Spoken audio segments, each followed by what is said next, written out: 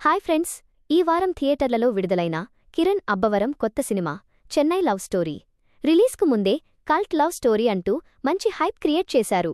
మరి సినిమా ఆ అంచనాలను అందుకుందా లేక నిరాశపరిచిందా? చూద్దాం. స్టోరీ విషయానికి వస్తే, తన ప్రేమించిన వ్యక్తి పెళ్లికి ముందు వదిలి వెళ్లిపోవడంతో నివి పూర్తిగా డిప్రెషన్లోకి వెళ్లిపోతుంది. అదే సమయంలో దర్శకుడు కావాలని కలలు కనే స్టీవెన్ శంకర్ ఆమె జీవితంలోకి వస్తాడు. ఆ తర్వాత వీళ్ల జీవితాల్లో ఏం జరిగింది, ఆ ఫాంటసీ ట్విస్ట్ ఏంటి, చివరికి వీళ్ల ప్రేమ కథ ఎలా ముగిసింది అనేదే ఈ సినిమా. ఇక ప్లస్ పాయింట్స్.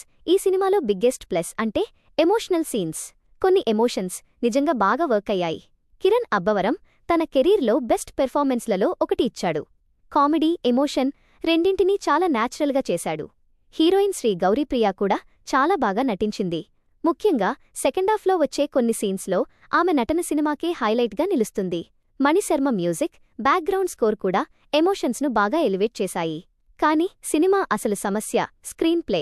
దాదాపు 3 గంటల నిడివి ఉండటంతో చాలా చోట్ల సినిమా స్లోగా అనిపిస్తుంది.